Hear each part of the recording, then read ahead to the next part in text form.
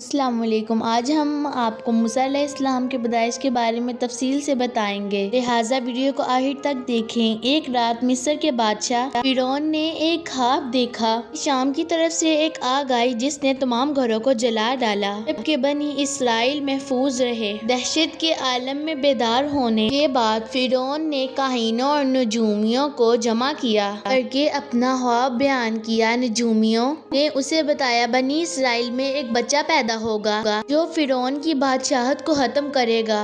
وہ بچہ کون تھا اور اس نے فرعون کی بادشاہت کو ختم کرکے مصر کی تاریخ کو کیسے بدل ڈالا؟ اس ویڈیو میں ہم آپ کو فرعون کے خواب اور حضرت موسیٰ علیہ السلام کی پیدائش کے بارے میں بتائیں گے۔ فرعون خدائی کا دعوے دار بہت ظالم بادشاہ تھا۔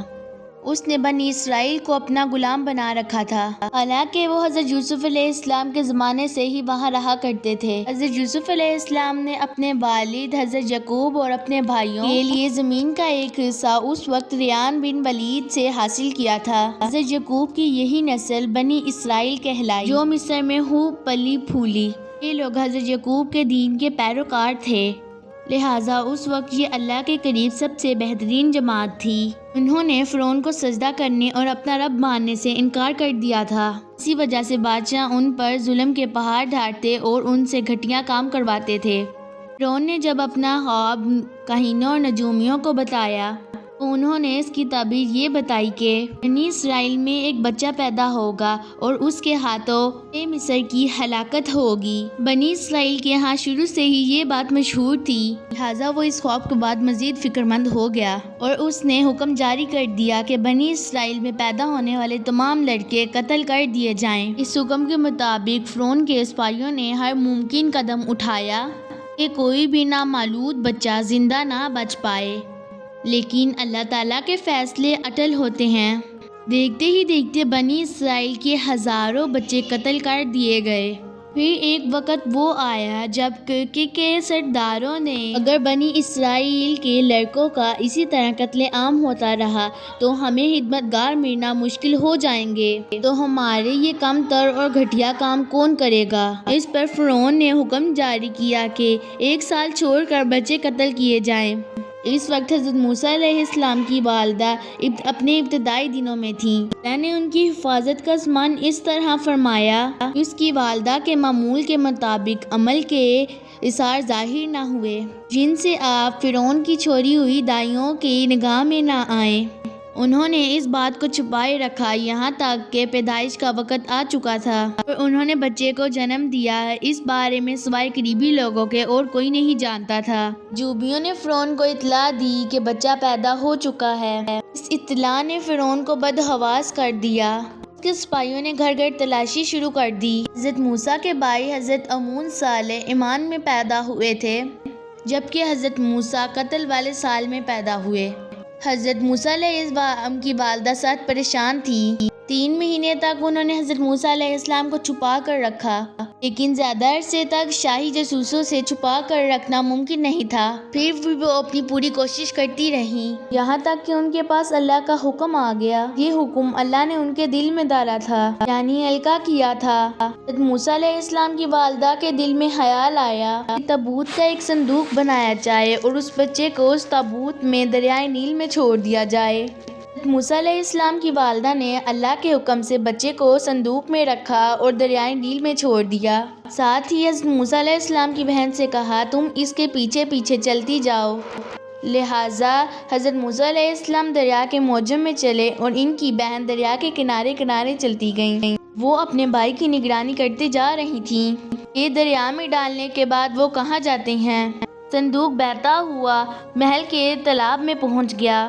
وہاں فرعون کی بیوی اور خادمائیں لطف اندوز ہو رہی تھیں کہ صندوق پر ملکہ کی نظر پڑی۔ اس نے کنیزوں کو حکم دیا کہ صندوق کو دریا سے باہر نکال لاؤ۔ صندوق کو کھولا گیا تو اس میں حسین و تندرست ایک بچہ لیٹا ہوا انگوٹھا چوس رہا تھا۔ ملکہ بہت خوش ہوئی اور اس کی آنکھوں میں ممتا اتر آئی۔ شفقت اور محبت سے بچے کو گود میں لے لیا۔ ملکہ نے سوچا کہ اس بچے کو اپنا بیٹا بنا لیا جائے۔ محل میں کسی نے حادثہ ظاہر کیا کہ بچہ بادشاہ کی سلطنت کو ختم کرنے کا سبب بھی بن سکتا ہے۔ فرعون کے دل میں بھی یہی خیال آیا کہ بچہ یہ بنی اسرائیل کا وہ لڑکا نہ ہو۔ اس के बारे में नजूमिया ने पेश गोई की थी, लेकिन फिरौन की बीवी ने कहा ये भी तो हो सकता है ये बच्चा हमारी आंखों की रोशनी की ठंडक बने और हम इसको अपना बेटा बना लें। इस पर फिरौन ने कहा ये सिर्फ तेरी आंख की ठंडक है, मेरी नहीं। मैं ये नहीं चाहता कि बनी इसराइल का कोई भी बच्चा मेरी निगरानी में पले, लिहाजा ये सिर्फ तेरी आंखों की ठंडक है। हज़रत इब्न अब्बास कहते हैं कि अगर फिरौन कह देता कि ये मेरी भी आंखों की ठंडक है तो अल्लाह ताला इसे हिदायत दे देता, लेकिन उसने सिर्फ यही कहा कि तेरी आंखों की ठंडक है। मलका ने इस बच्चे का नाम मूसा रखा। मायनी है वो शख्स जो पानी से निकाला गया हो। बच्चे को जब महल में ले जाया गया तो उसने दूध के लिए रोना शुरू कर दिया। बच्चे के पास दूध पिलाने वाली लाई गई, लेकिन बच्चे ने भी किसी का दूध ना पिया। जो औरत आपको दूध पिलाने की कोशिश करती वो नाकाम हो जाती। इधर मूसा अलैहिस्सलाम की बहन यह कड़ी देख रही थी। हज़रत मूसा अलैहिस्सलाम की बहन ने फिरौन की बीवी से कहा क्या मैं तुम्हें ऐसा घर ना बताऊं जो इस बच्चे की परवरिश करे, जो बच्चे की हैर हुआ हो, इसलिए कि वो एक गरीब घराना है। अब उन्हें ये मालूम हो गया कि बच्चा फिरौन के घर से आया है तो उन्हें इनाम मिलने की उम्मीद रहेगी। इस घर में एक नेक औरत है जो इस बच्चे को बाखुशी दूध पिलाना पसंद करेगी। फिरौन की बीवी ने कहा चलो ठीक है, लिहाजा आपकी बहन उन्हें घर लेकर आई। वालिदा मोहतरमा ने आपको दूध पिलाया तो आपने फ़ौरन दूध पीना शुरू कर दिया। चूँकि बच्चे ने किसी और का दूध पीना कबूल नहीं किया था, इसलिए वो बच्चे को रोज़ लेकर आते थे। इस तरह हज़रत मूसा अलैहिस्सलाम की वालिदा का बहुत एहतराम होने लगा। इस तरह मूसा अलैहिस्सलाम शाही महल में परवरिश पाकर कर जवान हो गए। लिहाजा अल्लाह ने आपको नबूवत के फ़राइज़ पर मंसूब किया। आपने बनी इसराइल को फिरौन से आज़ादी दिलवाई और मिस्र से निकल गए। फिरौन बनी इसराइल को ख़त्म करने के लिए लश्कर लेकर रवाना हुआ। जब बनी इसराइल बहरे अंबर के करीब पहुँचे तो अल्लाह ने उनके लिए दरियाए नील के बीच रास्ता खोल दिया। ये वही मौका था जब फिरौन का हुआ पूरा होने वाला था और उसकी बादशाहत और लश्कर तबाह बर्बाद होने लगा था। बनी इसराइल समंदर पार चले गए। जब फिरौन अपना लश्कर लेकर उसके पीछे आया तो समंदर का ये रास्ता बंद हो गया, तो वो अपने लश्कर समेत उस समंदर में गर्क हो गया। नाज़रीन, आपको ये वीडियो कैसी लगी कमेंट में ज़रूर बताएं।